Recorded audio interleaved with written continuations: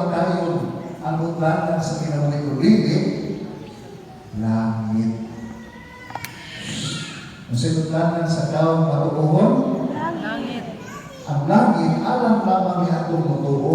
Kung di ka mutuo, kung alam mo gusto na ito, Ginoo, di ka gusto langit. Pamutan ako na yung kapag tuo kag langit, gusto pa ba ang langit? Mga isuon, ang langit, dili lang handuraw. Ang langit, dili lang na siya kapunaw-punawan. Ang langit mo ihinundan ng iatas kalibutan. Kay ikaw, ako, kita, gikan man sa langit. O kiling kalibutan na itagaan o daghang panalangin sa Diyos, italikod man kaniya. Ang tao gikan sa pag-iso, italikod man kaniya. Apan ang Ginoo, buot ihapon siya na muhiusa sa kalibutan, muhiusa sa pinangga niyang katawhan. Mulang ang diha sa paghimo sa tao, paraiso. Apan ang sarap na bunag ka nato sa Diyos. Apan sa pag-anhin ako sa Ginoo, sa pagtukod niya sa ginharian, sa pagtukod niya sa simbahan, sa pagtukod niya sa mga sakramento, nahiusa ang langit o ang yuta. Ang langit o ang yuta, diha ni Jesus na puno sa himaya. My dear brothers and sisters, we are on a journey. Kasama niya ang ipuganahan sa pagbiyahe, din sa kalimutan mo ang putay di kaganahan mga pagitabo sa atong pagbiyahe ni kinabuhian. Doon yung mga lindot, doon ako yung dilindot, doon ako yung mga di kaayo na mga lindot sa kinabuhi. At we all know na kita sa itong pagbiyahe, di ka magpabilin diha sa sakinan. Sa ito ang paglakaw, di ka magpabilin. Sa ito ang pag-journey ni Maong Nagita, murag Flanran, na di ka magpabilin dito sa ito ang agianan, doon ang itay abdan, doon ang itay end-poem.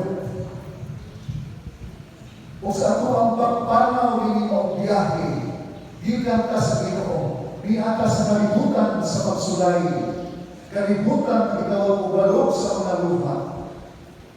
Ang Ginoo walang biya ka nato. Ang Ginoo walang masaya ka nato. Ang Ginoo buod makituban ka nato. Ang Ginoo buod makisalo ka nato. Ang Ginoo buod makikipusa ka nato.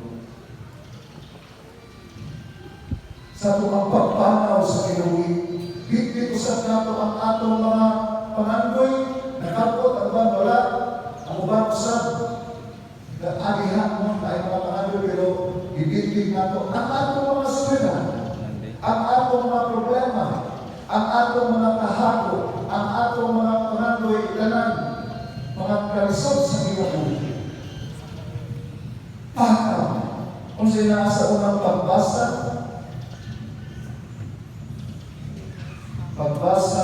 sa mga kasabot sa hari, di-isasayan kita sa kinabuhi ni Propeta Elias.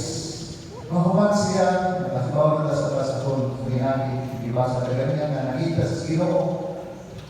Pero, patay ko sa siyang pagtanaw. Ikapoy siya, gilaay siya, nagmakoy siya, nawalan siya paglaong sa kinabuhi. How about you? Nakasway ba mo yan, anak? Sa inyong panaw sa kinabuhi na nahugno, hibukatan, hikapoy, ilaay,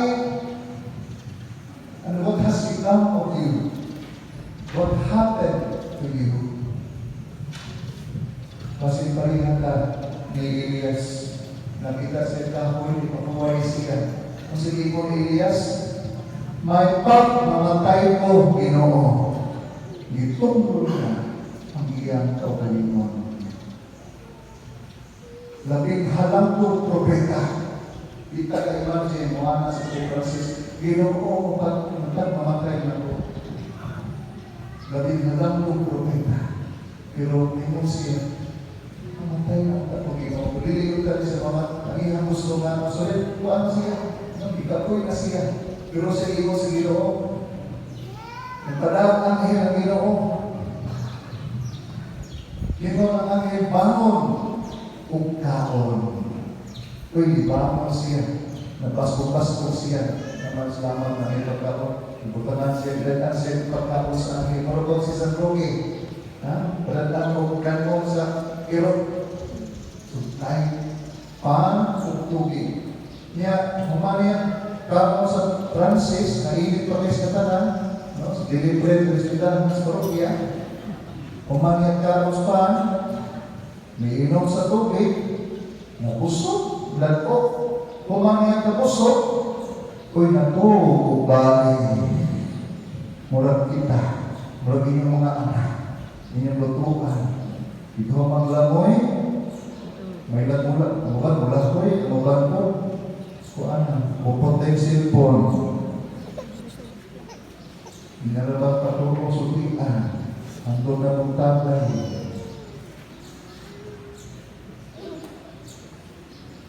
Nato si Elias. Ibukaw ko siya, ihigap sa anghel. Kung sa inyo sa anghel, bangon, ugkaon, aron lahutay ka sa imong panahon. My dear friends, sa mga anghel kinong ng Elias, bangon, ugkaon, aron makalahutay ka sa atong panahon. Ang kinabuhi, panaw, ang padulman, ang end sa kinabuhi, dili ang imperyo. Ang ending sa kinabuhi, dili ang bawan. Ang kinabuhi ang ending sa kinabuhi, dili ang imong ilang. Kung magdadali ka, hindi gusto nyo, nakita. Hindi kita simpa, hindi ka mula simbahan. Ang ending sa kinabuhi, dili ang purpose. Dito ko na, dito sa kantamisa, dito sa